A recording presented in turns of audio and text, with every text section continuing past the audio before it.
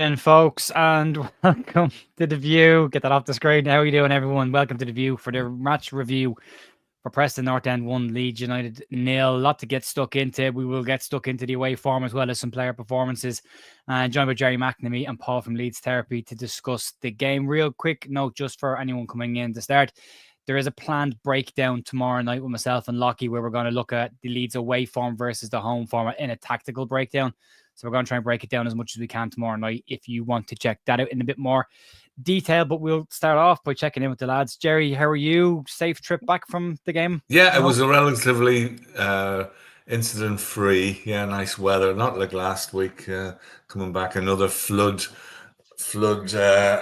invested journey, and another speeding ticket. I've had 2 storms and 2 speeding tickets. Anyway, I should know better. I'm not a boy racer. Look at me, I'm not a boy racer. But yeah, it was a more pleasant journey. But yeah, it was another frustrating day. It's very annoying. This team, I hate them sometimes. Yep. Yeah. Get that. Yeah, I do get that. Yeah, Gerry 1-0 Preston, not Preston 1 Leeds. They say Leeds 0. That's how I feel. Yeah. It was Leeds 0. Paul, how are you doing, mate? How's things with you? I'm good, thank you. I've pretty much gotten over it all now in terms of being really disappointed about the weekend. And I said before we came online that had it been the other way around and a Middlesbrough draw and a Preston away win, we'd be all the more happier. We'd be absolutely happy. So I try to take the positives out of stuff as the best as I can do, but something does need to change away from home, and it's got to change quickly because we've got to. Yes, whilst we're on track for the points, 2.2 a game, I think we're nearly at now. We're on track for it. We could just like to see a bit more away from home. It has been said by a couple of different shows today, and Lord Segura is saying the same thing. Win away, draw at home, up we go. The issue with that is we are right on the lip of 2 points per game now because of our away record. And if we have a home blip, and bearing in mind we didn't lose any games towards the back end of until the back end of last season when they cost us. And we'll get into the away form because it's pretty similar to last season. It's nothing new, but we are skimming the 2 point per game mark. And if Leeds do decide to have a little wobble at home over Christmas, they could drop below that 2 point per game mark very, very quickly. So although it's nice to say it, and I was saying it myself once we got the point, Gerry, I said 2 points per game. Just keep that in my head, 2 points per game. And you look at it afterwards and you go, that's a Preston side that are 16th in the table, have won 4 games all season, and have won 3 games at home. Yeah. And we have to get a 90-plus minute equaliser to beat them. It's got to be better than that, hasn't it? Yeah, this is our typical game, isn't it? Again, away to Preston, like last season, or this season, away to Blackburn, away to Millwall, teams that we should be wiping the floor with. We look at our squad, and it's not being arrogant saying we have a great squad and an attacking squad. And you look at the next 2 away games, Stoke and Derby, they just fit the profile, don't they? And teams just set up. They've looked at the Blackburn game. That's how we set up. Stoke and Derby will do the same, and we got to be better to break this down. I mean, at home, it is similar to what we have at home, I suppose, but we seem to be able to cope with it better and have a better tempo, and our passing is better and everything. But it's basic stuff, and our tempo is slow, and we were saying off air, Pascal done again. It was similar to the Blackburn goal. And I think we're going to have to talk about Melia. Take out the Sunderland game. That was just a pure freak. But you look at a lot of the goals against us, and we're not going to see that many. Against Portsmouth, first game of the season. At Swansea, the other day, the ball is close enough to him to save, and he's getting beaten at near post every time. And that's costing us. If we're losing 1-0, that is the moment. So we just got to be better, and we got to be more physical. And we got to stand up for ourselves a bit more, because they were just shithouses, really. That big number 28, whose name I can't pronounce. He is one of the dirtiest players. I've seen him punch some young lad in the back of the head this season, it didn't count for the result. But the referee, that is as bad as I've seen, and we're getting a lot of referees coming up from the lower leagues who just aren't up to it. He bottled it. That was a straight red. Yes. Never mind second yellow. And those things mean stuff. But I mean, we got to do stuff. Brendan gets a golden opportunity, and did it go for a throw in? I don't know. It was dreadful. It's come down, Gerry. Yeah. So we had all these things. To get an equaliser was good in the end, and to get a point. But as you say, we should be winning this against a Preston team that one win in 10, or whatever it was. And Paul Heckingbottom's the manager. Yeah. And they're just championshipy written all over them, except for Robbie Brady. He's one of the greatest players ever, as we know, Jack. He's have to say that. given the best moment of my life, Robbie Brady, in Lille a few years ago. So it's got to be better. Just got to be better. Yeah. I was in a pub in Navan when Robbie Brady scored that goal, and I started off with a load of lads at this end of the pub, and by the time we finished celebrating, the tables and chairs and everybody else was at this end of the pub. Yeah. So, yeah. I was there that night, and I ended up from the it. top of the stand to the bottom of the stand. Yeah, so similar trajectory. The wave. Yeah. I saw a grown man cry that night. It was amazing. It was probably me. Paul, I want to look at the away record in a bit more detail and talk about it when we put it side by side, because it seems the case that before games everyone's saying must win this game we should win, everything says that we win this game, then we don't win and everyone comes out afterwards and goes, doesn't really matter if we won or not, we got a point, we're still on the 2 points, blah blah blah. But when you put these two records side by side, Paul, home on top, away, I mean, they're chalk and cheese. And then the scary part for me is down here. This was last season's away record at this stage. 1-4, lost 4, drew 2, dropped 16 points. This year, dropped 16 points. So it's not the first time it's happened. There's a trend there.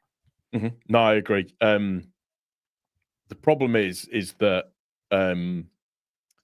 Barker is very stuck in his ways when it comes to playing in a particular way. He's very stubbornly principled in terms of his method and his way to play football, and he does it home and away. He said in press conferences, you mentioned it before we came on, that he doesn't really change anything in terms of what he's doing in terms of preparation and everything for a game. So, I mean, yes, it is worrying.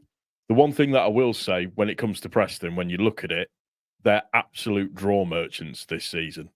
And particularly when you look at it in the last 6 games, they've won 1, drawn 5.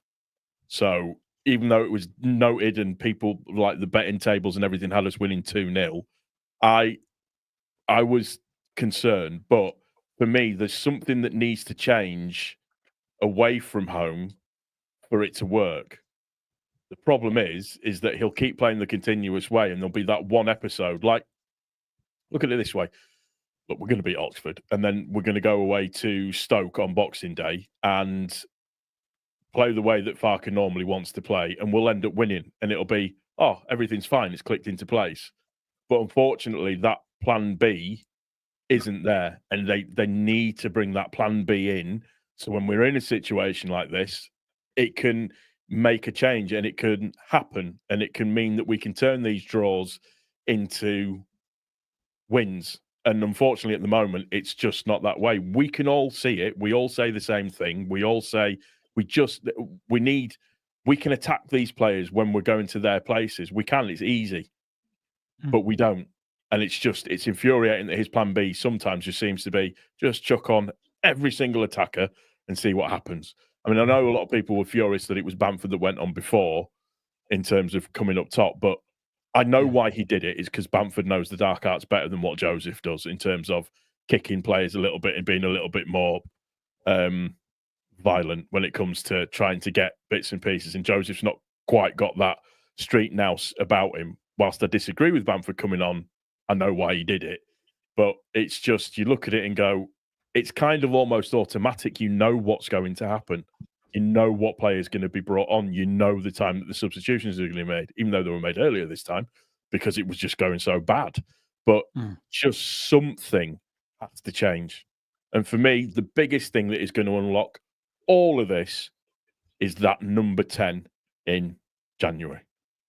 Give me Buendia, and I will cry happy tears. Are you not concerned that he's only played 46 minutes of football this year and wouldn't be coming in sharp and knowing what Farke is like with players that are not sharp? I get it. I agree with you. I'd love to see Buendia come in. I think he's his choice, but I think because he knows Farke and Farke knows him, and they get on very, very well, I don't think there'll be any issue with him coming in potentially quite quickly. I wouldn't expect him to come in straight away, but I don't think there'll be any issue with him coming in quickly. And I think they would do the due diligence on him in terms of what's his level of fitness like before he comes into the team. So, yeah, whilst I agree to a certain extent I think it will come in. I think he would come in a lot sooner than what we think. If we get him, that is. Yeah. No, I get that. I think it definitely needs to be looked at. I think a number 9 needs to be looked at as well. I don't think it's working what we've got there. And I watched Joe Wayman's review earlier on today talking about Pirro being a ghost in the number 10. You're like, that was the decision that was surprising for me, was to put Pirro into the 10 when you just take him off the park. It doesn't work when he's there. How long are we going to go down this route with him in that number 10 position?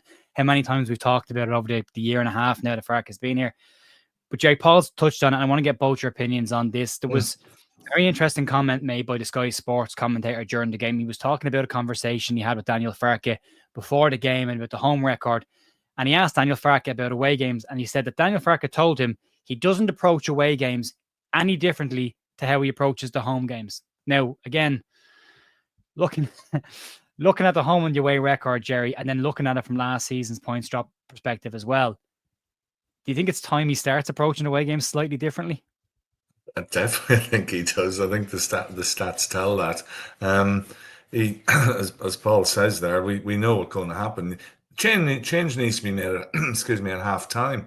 But we know it's going to be. It was about 65 minutes it happened this time. And he brought Bamford on. I mean, Bamford, one of the main things he really has to do is score. and he doesn't do that. I mean, that's that back heel. He needs to wrap his foot around it. I think the Patrick experiment's over. And then we go through the discussion, well, we should have played Joseph today and Pirro on the bench. And then when it was the other way around, we should put Pirro in and Joseph on the bench. And I mean, Joseph, that was probably a more suitable game for him, a bit more physical.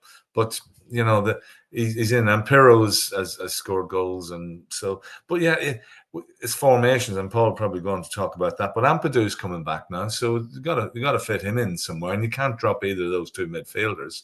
So we got to rotate a bit more and change it if it's not working. I thought Solomon, when he came on, played well, and we got those options. Willie's not quite on it at the moment, so don't just keep picking him. Change it around. Aronson needs to drop for a few games. He's 100 mile an hour, great, and he does a lot of work, but he needs to be 30 mile an hour and put his foot on the ball. So all these things need to be addressed, even at home.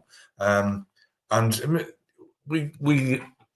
our tempo is slow. It's the same passing, and we're liable to be hit on the break. So, you know, what do we change formation?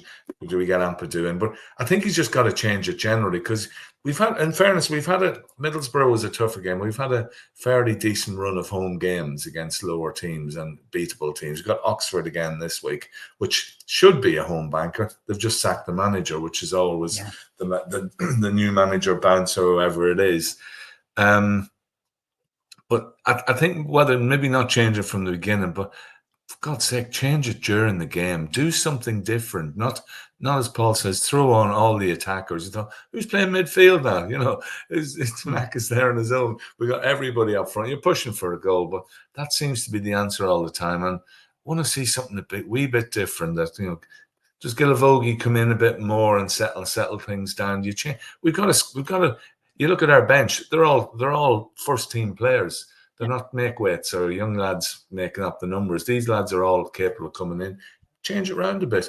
I think Bundia would be great, but as he said that he wouldn't drop down again, I don't know. Part of the season he did, yeah. He said he was. But money talks, and yeah. Football. But yeah, and I think as somebody said there's not a massive number 10s around, and maybe we have a number 10 in our team. Does Rothwell play it? Does Willie go in there? Ramzani, you know, do something different. And that's the frustrating thing with Farke. We might beat Oxford 5-0 and everybody's banging in goals and we're all happy again, but these away games really are the thing that's going to swing it for us this year, one way or the other. Because Sheffield United, everybody's dropping points. It's not like Leicester and Ipswich last year where they're just winning, and we were off the pace for a long time, even though we got lots of points. You know, Burnley nearly dropped points, Sunderland nearly dropped points.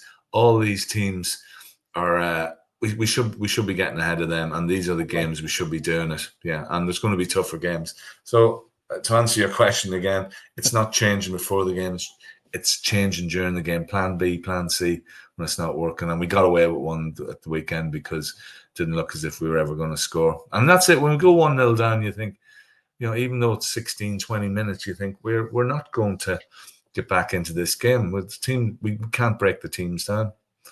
Just be better. That's an analysis. Important to note as well that there is the anomaly this season of only, I think it's 23% of away games have been won by the away team this season. So when you look at it as well, and I'm not trying to make excuses, but there's factors that are going on. When you look at it for Saturday's game, for Saturday's run of fixtures, there was only one away win. There was another one the following day, which was Burnley, but there was only two away wins in all of those games at the weekend. So it's a struggle for every team to win away at the moment. Not just us, but we should be winning. We should be, because, and I know it's easy to say it, but highest wage bill in the Championship. Everyone's saying the best squad in the league. Yet we're not top of the division still. And we're 20 games in. We're halfway through the season and we're still not top of the league. And when we have got there, we've fallen away. We did that last year. When we got there, we dropped straight back out of it. And there's been really big opportunities to open a bit of a gap. And now we've managed the gap between us and third and fifth has closed again to being one result now, where it was two and it was a nice little gap. And you get a decent result against Preston. Then you've got Derby and Oxford. Geez, there's 9 points there. You've got a gap now. And we just falter at the wrong times. And it just... A point I wanted to ask you, Paul, on this. There's two things. They're the same point, essentially. Are we too timid against opposition teams? And does that tie in with the amount of respect we seem to show to opposition teams, especially when we go away from home? And I say that because every pre-match press conference, Daniel Farke will say how good the opposition is and how much they need to watch. He makes it about them and talks them up about how good they are. Sometimes I'd like us to focus on maybe us and talk about how good we are. And show them a little bit less respect and go and do a number on a team. But we seem to approach every game with, let's just feel them out for 5 or 10 minutes and then we can't get into it again. So are we too timid and do we show teams too much respect? I think, yes. I think what's happened is when it comes to, for want of a better phrase, shithousery, or teams that are going to kick us a little bit, or teams that are going to, like in the olden days where you just stamp on somebody's foot by accident, or you nip somebody in the back, or you nipple tweak somebody while you stood on, doing the corner and stuff. We don't seem to do any of that. And we haven't, there has been a lack of, and I'm leading to something here, there has been a lack of somebody that stands up and goes, I ain't taking that bullshit crap. If you do that again, and I'm going to snap your ankle. Yeah. That player, we complained about it because he was a bit overzealous. We haven't had the Ampadu in. And it's Ampadu that had been doing that at the start of the season. Had been the kind of almost, if you like, the Lord in Chief. Look, do that again, and I'm gonna shouting in the referee's ear, complaining about stuff, and being a bit more of a menace. We haven't had that in the centre of the park. I think Ampadu coming back will potentially give us that, but it's then. Okay, so then we've got to then look at the Rothwell and Tanaka side of things. But then also you want your attackers, because we've got Dan James, who is brilliant and has been brilliant. He's the most consistent player that we've got at the moment. And then you've got either Ramazani or you've got somebody like or Nonto or something like that that's on the pitch. They're not so much going to do the dark art stuff. With Nonto, it's the petulance. It's the younger player petulance that comes out of him. Same a little bit with Solomon as well. Same a little bit with Ramazani. Just that player that kind of goes, do you know what?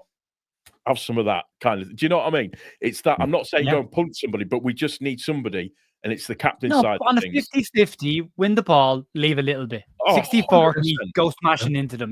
Make sure that they know you're in the game. And when again, because when I saw Tanaka being stood on, and Gerry, I would love your thoughts on this as well. When I saw Tanaka being stood on, I saw Osmachis having a kick out, a road on and getting away with it. I was thinking, okay, these guys have got the most amount of fouls against them in the division this season. Yeah. They're clearly trying to upset Leeds. We know that this can happen. We've seen Millwall, we've seen Blackburn. We know when Leeds didn't win the battle, they didn't win the game.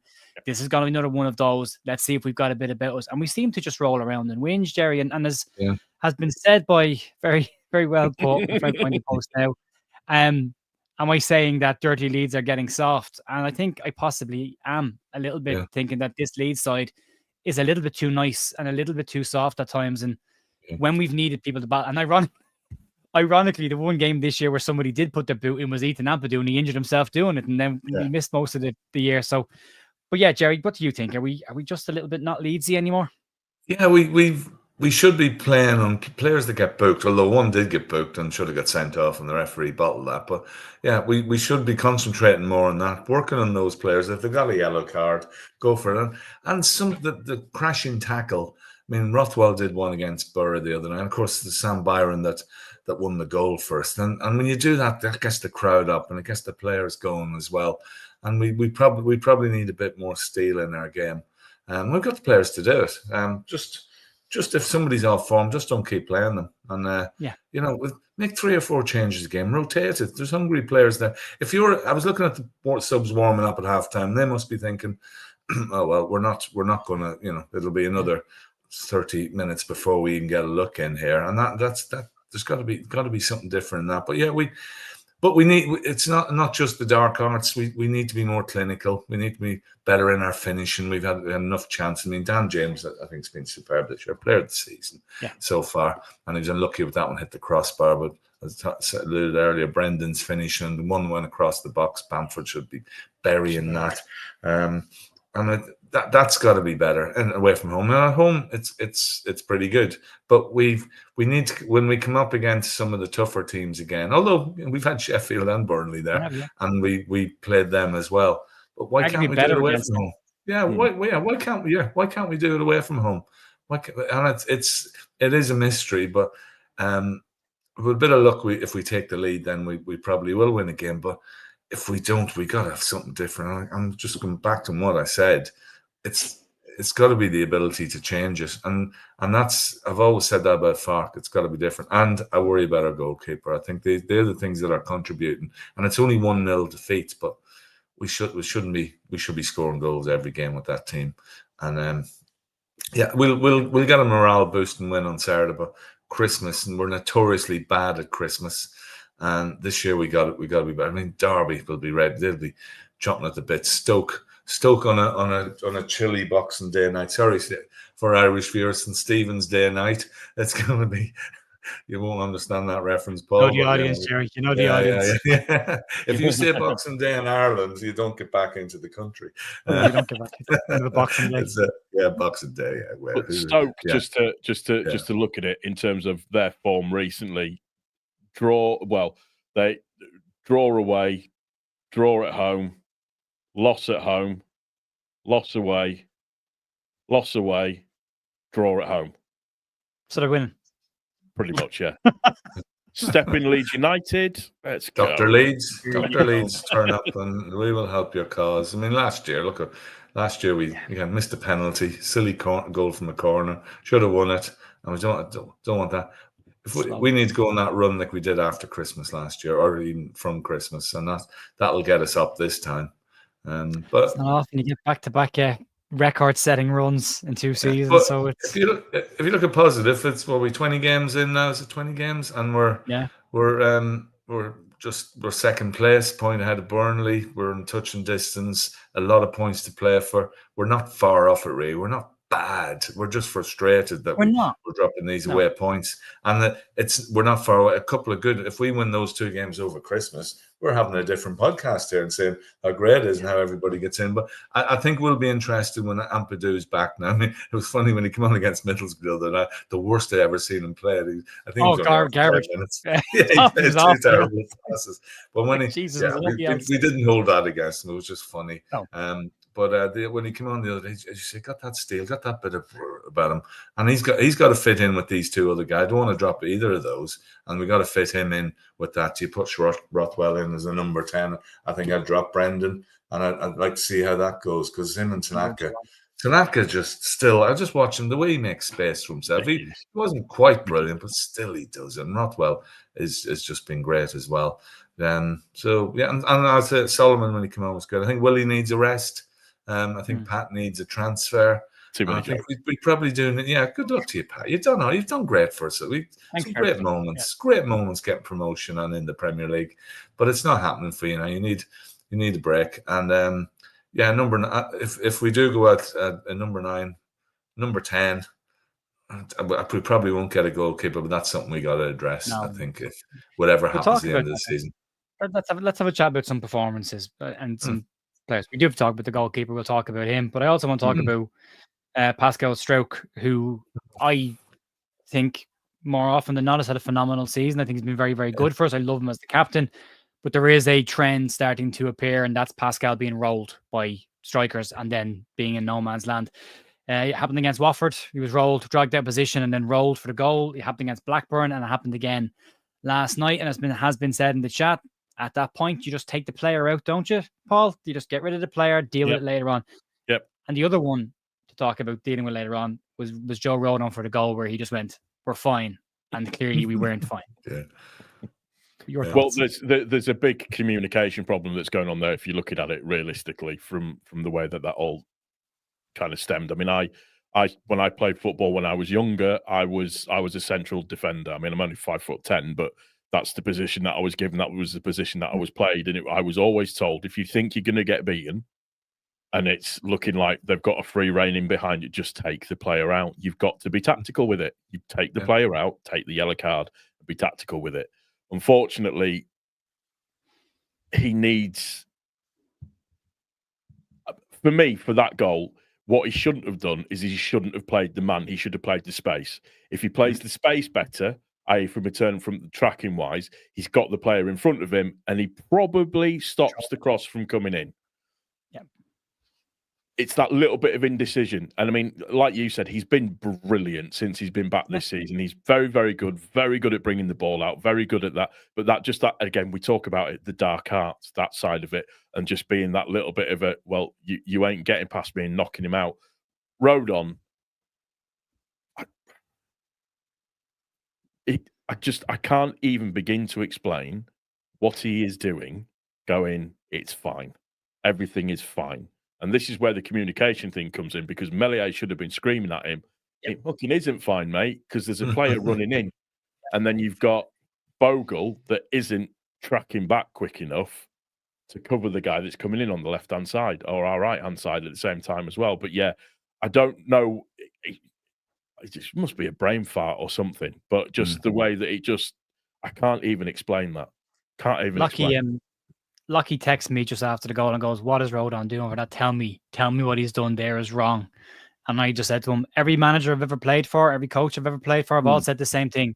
Deal with the ball first, talk about it later on, we'll see where we are then. But get rid of the cross and deal with it, and we'll see how we go.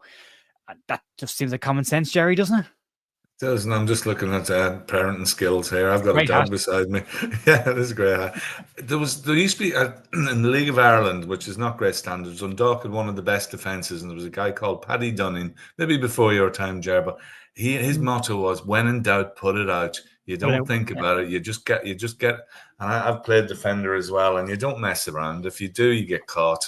And that was just a mad thing. And for a split second, someone should have shouted, there's somebody coming in. Bogle should have probably tracked his player better. So the whole defence was at fault for that goal, really.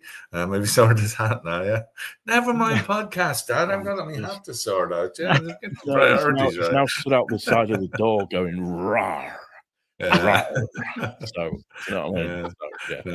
That has got to be better. But Rodon and Pascal have been great this season. Actually, I won money on Rodon at last. He scored last week. I think I'm still in the red. I back him every game. But I'm sure he knows that he's better. And he usually is. He's got that bit of speed that usually gets him out of trouble. On Saturday, he made a mistake, and I'm sure he knows, and he looked back on that. Pascal's got to be better with these situations because, as you say, that they're cropping up too much. But our full backs were they weren't to be seen either. But if you remember, that all started from Joe Rothwell running into a pure dead end, which we seem to do an awful lot.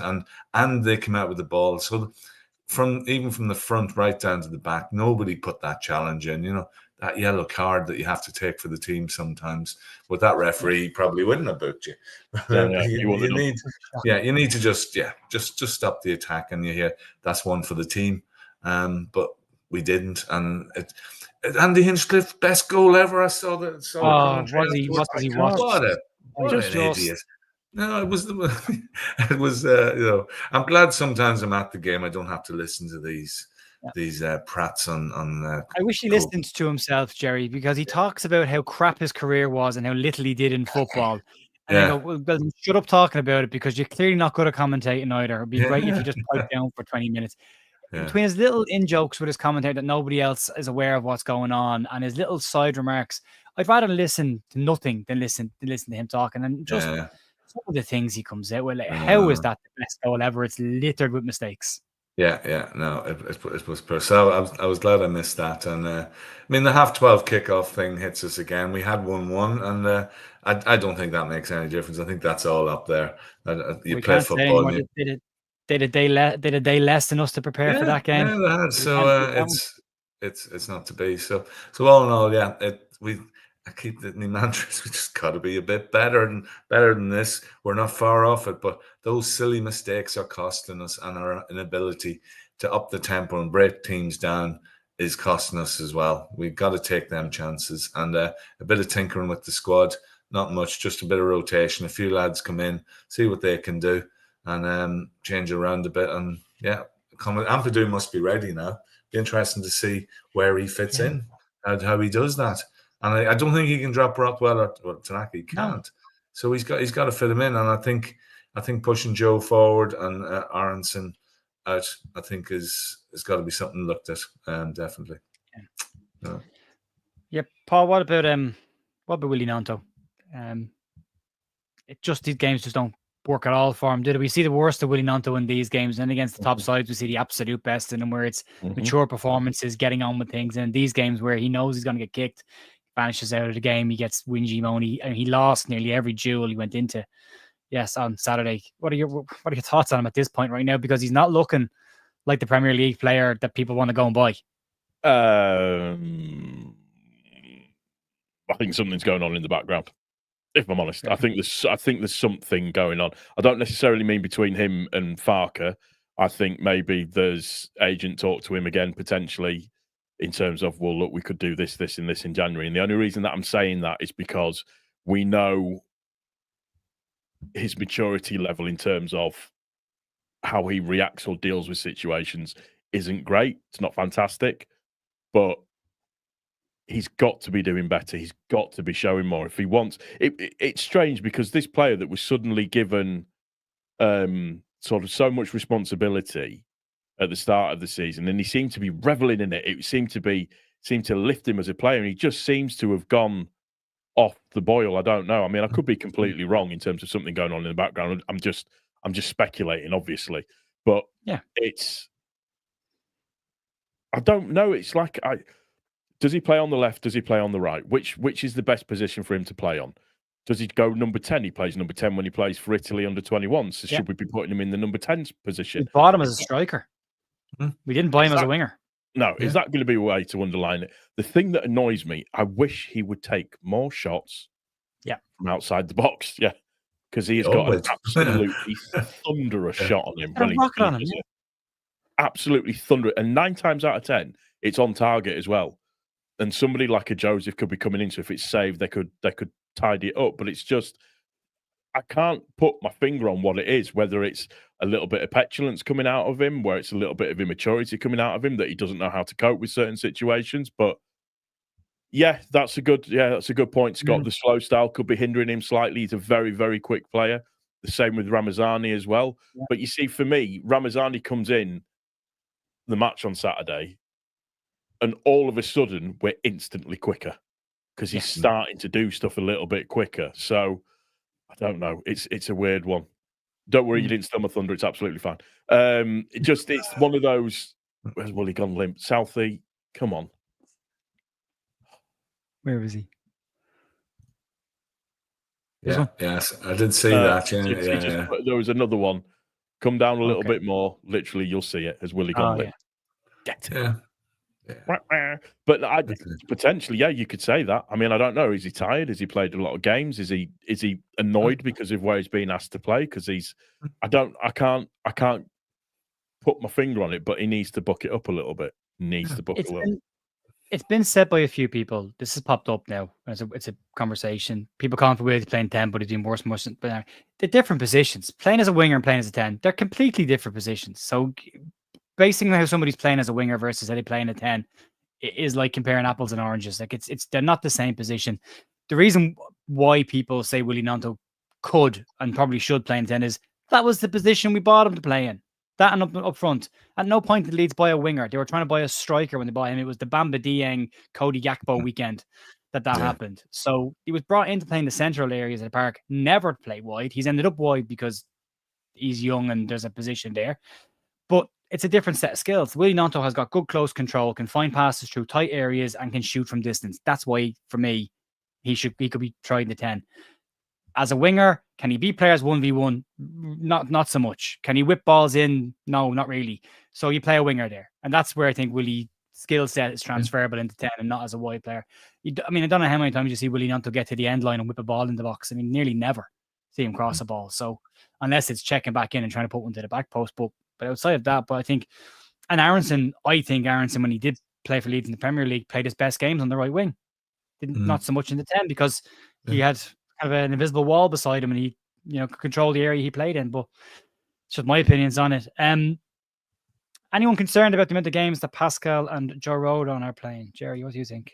I don't think so. If you've got a good centre-half pairing, you keep him there. That's one of the most important partnerships on the pitch. And we're not blessed with a load of centre-halves anyway. I think Joe Rodon did really well to manage that period where he was one booking away. So you don't mess around with that. But that doesn't mean the rest of the team. We're talking about Willie. Where does he play now? Just rotate them. We got the players. If Willie or Aronson or whoever's had a great game, we'll just put him on the bench next game. Get Ramzani in, who, as you said, is quicker. He'll have shots from outside. It's a bit more tricky. Just change it around. Yeah, make 3 or 4 changes this week. The lads who didn't quite perform last week. But then again, we put Pirro or Joseph. This is the perennial thing, and that doesn't always work out. So that's probably the one we really. But we have enough players, we have enough wingers, we have enough midfielders now to be able to rotate all that and check it out with Ampadu. And when you've got a bench like that, I'm repeat myself again. You don't wait till the 70th minute to try it out. Try it, even if we're winning 3-0. Try it out in the 50th minute. Try it out at half time. Make a change. Make a statement. Go out there and say, right, you go out there. You've got 45 minutes to go out and make a difference. But say something, you got 10, 15 minutes to go out and make a difference. It's more luck than judgment. So those are the things that got to change. It's minor. We're not far. We're not far from anything. But it's not quite turning our way. But we got to be more proactive in trying to do that. You talk about Willie when he did come in. I remember that goal we got against Bournemouth. You remember when we were 3-1 down? Willie came running right through the middle, and that was his place to be. Yeah. And on the wing, he looks a wee bit lost at the moment. He does okay, but he's better. He's a better player than that. But I would stick if he's fit Ranzani in this week. And Dan James has cemented his place as far as I'm concerned, unless he needs a rest. He's just finishing him. And that one hit the crossbar. Again, we say it every week, set pieces, the corners were abysmal. And a free kick from Pirro. It was close to the goal, but just he's hitting it straight into the wall. Do something different. Try and pass it back. Yeah, do something, but just don't blast it into the wall. And our running joke when we're at the ground is free kick to Leeds, a corner. Melia, get ready. It's coming to you. And that's Rothwell was poor though, and Rothwell has been consistently good over the past couple of games. He has. His corner's been great. This weekend he was poor. One went too far, and one didn't make the first man. So and it wasn't windy. It was a lovely day in Preston. I can vouch for that. Nice little ground. Yeah. On Andy's point, I think I saw the Square Ball review today, and they said that their opinion he's regressed. Melier, I would at this season have to agree with that. Can't use the excuses of maybe early last season where he was being exposed. He's not being exposed this year. He's savable enough stuff that's not being dealt with. Gerry, you said it about the Middlesbrough game getting caught in. It's an OG, but he gets caught in no man's land and can't cover that post off. There was a player flicking along because there was a player there. Yeah, it goes in anyway, and then that gets 2 hands to the ball at the weekend. And again, I'm not saying it's Melier's fault and I never will ever blame one player for a goal. If you look from Rothwell losing possession to the reaction of the players, to Stroke getting rolled, to Bogle not reacting quick enough on the run back, to Joe Rodon thinking everything was fine, and then Melier getting 2 hands on it.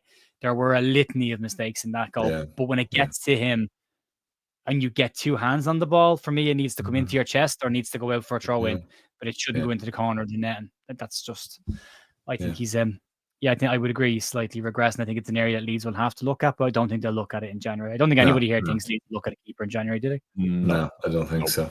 No. Was it a good point on the road, Gerry? All things considered. When you're 1-0 down in the 93rd minute, yes. And when you play as below par as that, I suppose, yes. And when you get an equaliser, you go out with a bit more spring in your step. But as an overall, looking at the fixture, looking at where they are, it was, you feel 2 points dropped. So all those conundrums. I think I'm saying I'm disappointed.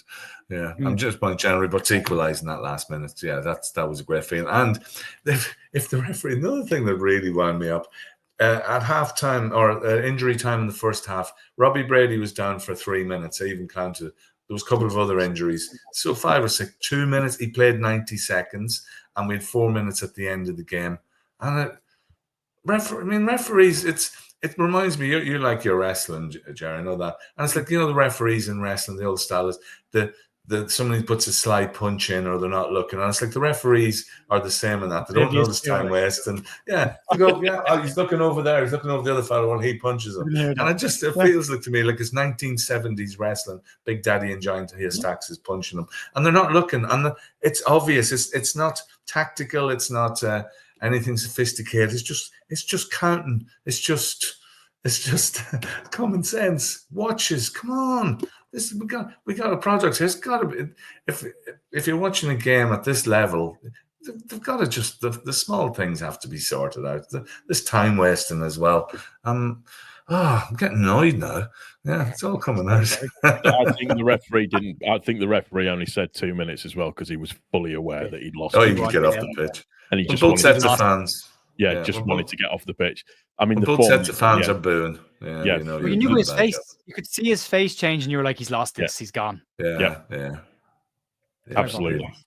4 minutes at the end was just terrible as well. Yeah, it was 6 minutes minimum because of the number of substitutions. So, what we had midweek 7 minutes, wasn't it? We had added on to a game that there was nearly no stoppage time bar substitutions in the second half. Yeah, it's on 7. So, but we got to go and win games without referees. But Paul, for you, was it a good point on the road considering last year we went to Deepdale and got nothing? Yes, it was a good point. We should have won 100%, but the thing is that we you've got to keep putting points on the board at this moment in time, and that's what we did. Was it pretty? No. Did we dig it out? Yeah, and got the point. That's fine. We take it. We move on. We can sit and analyze and overanalyze everything, and it's somebody said in the comment section, there's no in between with Leeds fans anymore. You seem to be on each end of the sharp sword at the moment. So it's either. I think that's because of where we are and what the expectation is that it's either win or lose. And I think this is the other thing that we kind of need to. I think some of what Farker is doing is dictated because of the pressure that he is under to get promoted this season. So, rightly or wrongly, sometimes when we're like, just take the shackles off the players, just let them do what they want to do. But then again, at the same time, there's millions upon hundreds of millions at stake at the same time.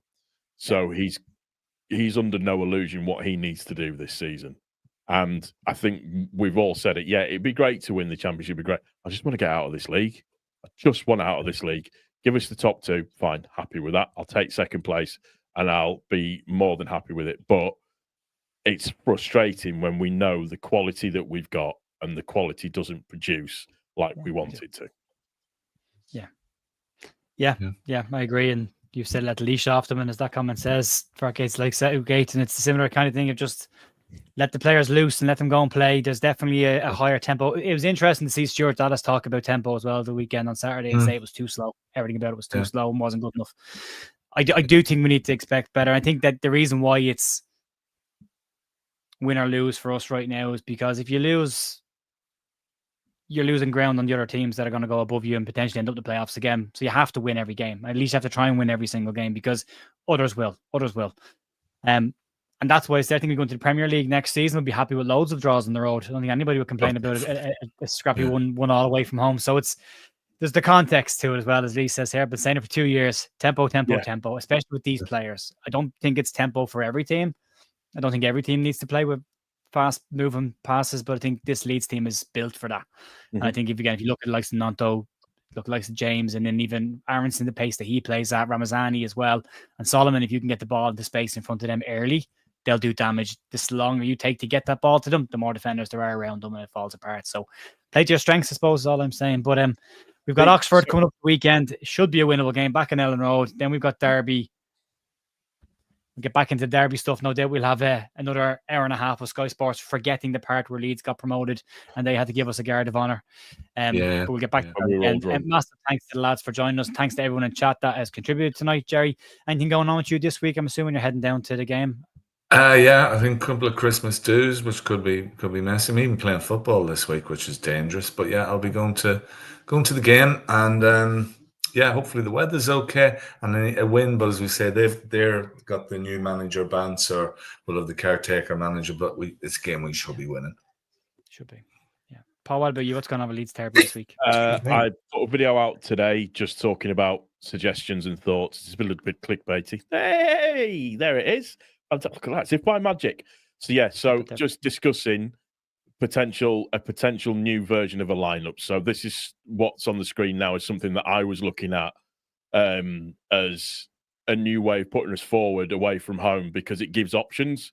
So like where you see with Stroik, Rodon and Woba probably on the left-hand side actually, but Ampadu can cover into the defence at the same time. Tanaka can do the same when it comes into the midfield. They can then go into the midfield. Rothwell will probably sit a little bit deeper for me, but it's just trying to think about, and all right, everybody's complaining about it. Let's have a discussion around formations that we can look at and formations that we can maybe play. I'd love to see that. Love to see that. It'll never happen, but that's not the question, Jonathan. The question is whether it'll happen or not. The question is, should it happen and should there be discussion about it? And I think that's the point of the video from Paul. And I would also say, again, going back to that comment that was made about Daniel Farke not preparing for away games differently, maybe what Paul is saying here is exactly the point. Maybe this is what he should look at for away games and look at it a little bit differently. So we're going and checking out. It's always interesting to get a different perspective on things and see what could change. I agree. I'd love, especially away from home, we don't have to defend as much. Why not play trade at the back, and let everyone else go? So, Jonathan, sorry. Yeah, listen, everybody's entitled to an opinion, mate. It's absolutely fine. That's the whole point of me doing my channel.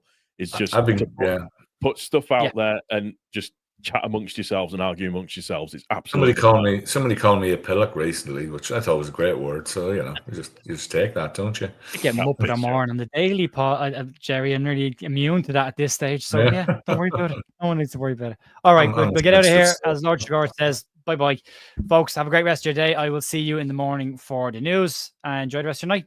See ya. Good night.